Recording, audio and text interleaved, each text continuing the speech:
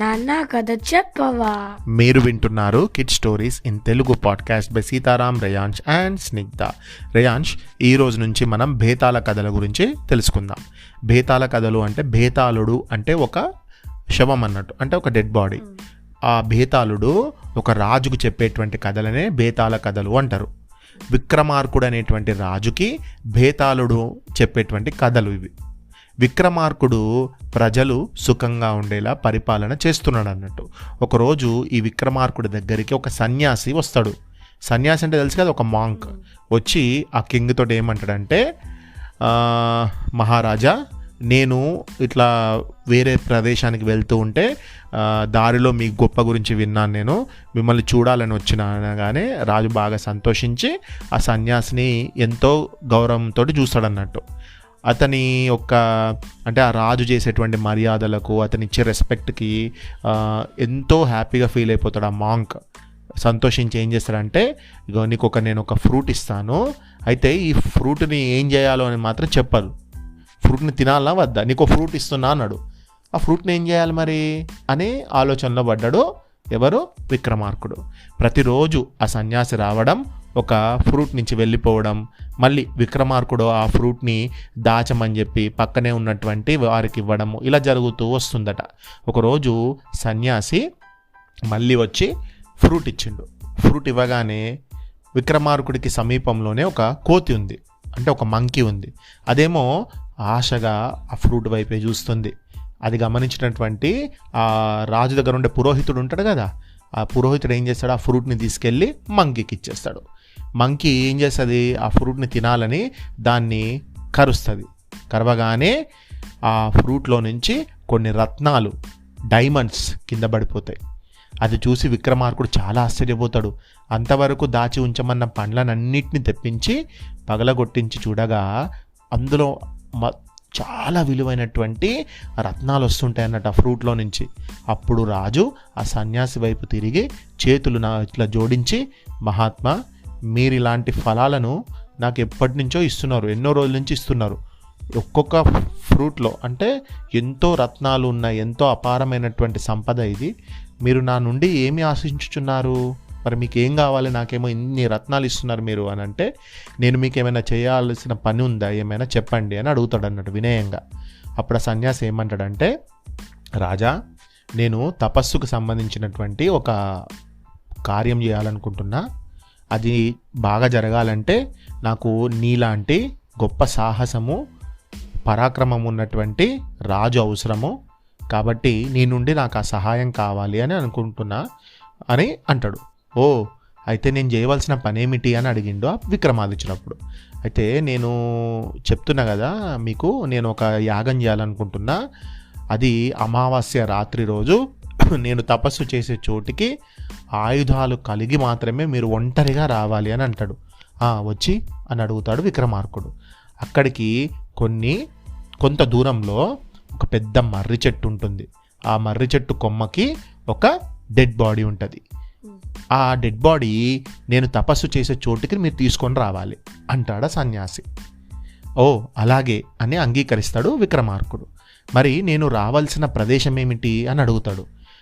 నేను తపస్సు చేసే స్థలం చేరేందుకు నీకు నేను గుర్తులు చెప్తా, ఆ గుర్తులను బట్టి మీరు అక్కడికి రావాలి అని చెప్తాడు అన్నట్టు. జాగ్రత్తగా విని గుర్తుంచుకో అంటూ ఆ ప్లేస్కి ఎలా వెళ్ళాలి అనేటువంటిది, అప్పట్లో మ్యాప్స్ లేవు కదా, గూగుల్ మ్యాప్స్ లేవు కదా, కాబట్టి ఆ వెళ్ళేటువంటి ప్లేస్ చెప్పి వెళ్ళిపోతాడు సన్యాసి.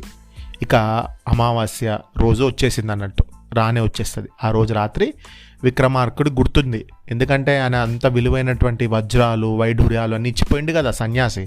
మరి సన్యాసికి కూడా మాటిచ్చిండు. విక్రమాదిత్యుడు ఎప్పుడైనా మాటిచ్చిండంటే తప్పడన్నట్టు. సరే, మరి ఏం చేయాలి అనుకొని కత్తి పట్టుకొని ఒంటరిగా బయలుదేరుతాడు విక్రమార్కుడు. సన్యాసి తపస్సు చేసుకునే స్థలం ఎక్కడ అని గుర్తుపెట్టుకున్నాడు. దాని ప్రదేశం దగ్గరికి చేరుకుంటాడు. ఆ మర్రి చెట్టు ఎక్కడుంది, నేనేం చేయాలో చెప్పండి అని అడుగుతాడు. అప్పుడు విక్రమార్కుడు చూడగానే, ఆహా విక్రమార్క, వచ్చావా, రా, ఇగో ఇక్కడి నుంచి ఒక 8 కిలోమీటర్స్ దూరంలో, అంటే 8 మైళ్ళ దూరం అనుకో, మనం అర్థం కావడానికి 8 కిలోమీటర్స్ అని చెప్తా. 8 కిలోమీటర్స్ దూరంలో ఆ మర్రి చెట్టు ఉంది. మర్రి చెట్టు అంటే తెలుసు కదా, ఏం ట్రీ అది, బనియాన్ ట్రీ. బనియన్ ట్రీ. ఆ బనియన్ ట్రీ మీద ఆ డెడ్ బాడీ ఉంది. ఓకే, డెడ్ బాడీని ఏమంటారు? శవం అంటారు. ఓకే, అక్కడ ఉంది.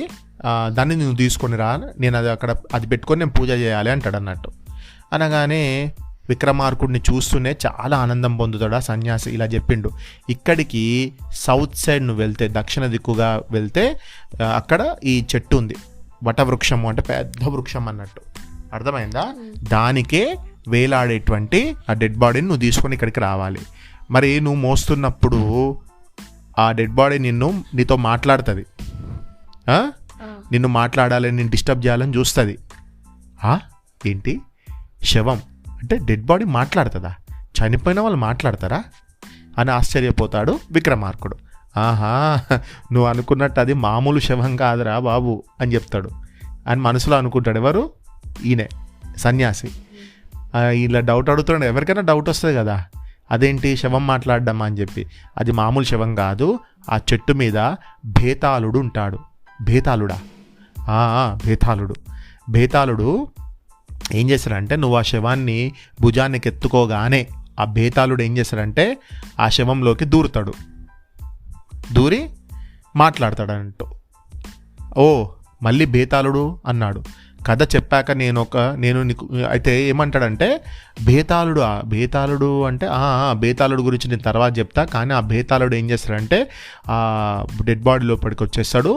ఆ భేతాళుడే మాట్లాడుతుంటాడు. నిన్ను ఏవేవో ప్రశ్నలు వేస్తాడు. వాడు పలకరించినా కూడా నువ్వు ఆన్సర్ చెప్పద్దు, రిప్లై ఇవ్వద్దు. నువ్వు మాట్లాడినవో, నోరు విప్పావో, మళ్ళీ ఆ శవంలోని భేతాళుడు మళ్ళీ వెనక్కి పారిపోయి చెట్టు మీదకి ఎక్కిపోతారు. ఆ భేతాళుడే నా తపస్సుకు ఆటంకం కలగజేస్తున్నాడు. వాడిని నెత్తి మీద పెట్టుకొని నిశ్శబ్దంగా, మౌనంగా ఇక్కడికి తెచ్చావో, ఇక నా కార్యానికి విఘ్నాలు కలిగించడము ఎవరి వల్ల కాదు అని అంటారు. ఓహ్, అదంత పని, సరే అని మర్రి చెట్టు వైపు బయలుదేరుతాడు విక్రమాదిత్యుడు. ఈ సన్యాసి చెప్పిన విషయం అర్థమైందా? ఏమంటాడంటే సింపుల్ చెప్తాడు. ఏం లేదు, ఆ చెట్టు మీద ఒక బాడీ ఉంది. ఆ బాడీని నువ్వు తీసుకొచ్చేటప్పుడు ఆ చెట్టు మీదనే భేతాళుడు అనేటువంటి ఒక రాక్షసుడు ఉంటాడు. ఆ భేతాళుడు అనే రాక్షసుడు ఆ డెడ్ బాడీలోకి వెళ్తాడు. వాడు నిన్ను మాట్లాడిస్తూ ఉంటాడు. ఏదో ఒక స్టోరీ అంటే నిన్ను ఏదో ఒక రకంగా డిస్టర్బ్ చేస్తాడు. నువ్వు అని కనుక ఏదైనా ఆన్సర్ చెప్పినావు అనుకో, రిప్లై ఇచ్చినావు అనుకో, ఏమనడు, ఎవరిని చంపడు, ఏం చేయడు. బట్ పారిపోయి మళ్ళీ చెట్టు ఎక్కుతాడు. మళ్ళీ తీసుకురావాలి మొదటి నుంచి. నువ్వు టేబుల్ చెప్పకపోతే నేను మళ్ళీ మధ్యలో ఫస్ట్ నుంచి చెప్పమంటా కదా, అట్లా. సరే అనుకొని ఇంకా విక్రమాదిత్యుడు బయలుదేరుతాడు. చీకటి అక్కడ. ఇక చెట్టు దగ్గరికి వెళ్తుంటాడు. అక్కడ అని చెట్ల సౌండ్ వస్తూ ఉంటుంది. గుండెలు దడేలు ఏవో పక్షుల కూతలు, జంతువుల అరుపులు. వేటికి భయపడకుండా మర్రి చెట్టు దగ్గరికి చేరుకున్నాడు విక్రమాదిత్యుడు. అక్కడ వాతావరణం మరీ భయంకరంగా ఉంది. నేల మీద మానవ బొక్కలు, అంటే మనిషి యొక్క బొక్కలు అన్నీ ఉన్నాయి అక్కడ. సర్పాలు, పాములు తిరుగుతున్నాయి. ఎక్కడి నుంచో నక్కలు అని తోడేళ్ళ అరుపులు, గుడ్లగూబల నవ్వులు అనుకుంటా. వేటిని లెక్క చేయకుండా ఆయన తెచ్చుకున్న కత్తిని పట్టుకొని మర్రి చెట్టు వైపు చూశాడు రాజు. మర్రి చెట్టు చూడ్డానికి భయంకరంగా ఉంది. దానికి ఒక బ్రాంచ్కి ఒక శవం వేలాడుతుంది, అంటే డెడ్ బాడీ వేలాడుతుంది. అతను మెల్లగా చెట్టు ఎక్కిండు. ఎవరు? విక్రమాదిత్యుడు. అక్కడ ఆ డెడ్ బాడీ కట్టిన తాళ్ళను కత్తితో కట్ చేసిండు. అంతే. ఆ తాళ్ళు తెగడం ఏమిటి, శవం మాట్లాడడం మొదలుపెట్టింది. దాన్ని పట్టుకోబోతే అది మళ్ళీ పరిగెత్తుకుంటూ సేమ్ ప్లేస్కి వెళ్ళిపోతుంది. ఓహో, ఈ శవ శరీరంలో భేతాళుడు ఉన్న మాట, అంటే భేతాళుడు వచ్చేసిండు అని అర్థమైపోయింది. ఎవరికి? విక్రమాదిత్యుడికి. అనుకొని విక్రమార్కుడు శవానికి ఉన్న తాళ్ళను కోస్తూనే దాన్ని గట్టిగా పట్టుకొని నెత్తి మీద పెట్టుకొని బంధించి చెట్టు దిగి మౌనంగా నడవసాగాడు. అప్పుడు ఏం చేసిండు, డెడ్ బాడీని మీద వేసుకున్నాడు, భుజం మీద వేసుకొని తాళ్ళతో కట్టేసుకున్నాడు. పారిపోకుండా నడవసాగాడు. అప్పుడు ఓహో రాజా, చాలా ధైర్యంగా ఉన్నావు నువ్వు అని పిలిచిండు భేతాళుడు శవంలో నుంచి. విక్రమార్కుడు మాట్లాడతాడా? మౌనంగా ఉండిపోయిండు. అయినా వదలలేదు భేతాళుడు. ఓ విక్రమార్కదే రాజా, నేను నీకు అలసట తెలియకుండాను అయితే నా బరువును మోస్తున్నావు కదా, నీకు అలసట అవ్వడం లేదా అని అంటున్నాడు. అయినా ఇంత రాత్రిపూటను నడిచి నీకు విసుగు రాదా? సరేలే, నీకు కథ చెబుతాను సరేనా అని అడుగుతాడు. నీలాగా కథలా వెరీ ఇంట్రెస్టింగ్ చెప్పు అనలేదు విక్రమార్కుడు. ఏమన్నాడు? ఏం మాట్లాడలేదు. అతను అవునని కానీ కాదని కానీ ఏమి అనకుండా నిశ్శబ్దంగా ఉండిపోయాడు. శవాన్ని మోసుకుంటూ నడవసాగాడు. మళ్ళీ బేతాళుడు అన్నాడు, కథ చెప్పాక నేను నిన్ను ఒక ప్రశ్న వేస్తాను. ఆ ప్రశ్నకు నువ్వు సమాధానం తెలిసి కూడా చెప్పకపోయావో తక్షణమే నీ తల 1000 మొక్కలవుతుంది. కనుక జాగ్రత్తగా విను. కథ మొదలు పెడుతున్నాను అని చెప్పిండు బేతాళుడు. బేతాళుడు హెచ్చరిస్తున్నట్లే అని మొదట కథ చెప్పడం మొదలుపెట్టిండు.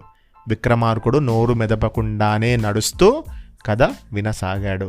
మరి ఆ బేతాళుడు చెప్పిన ఫస్ట్ కథ ఏంటి అనేది నెక్స్ట్ పాడ్కాస్ట్లో విందాం.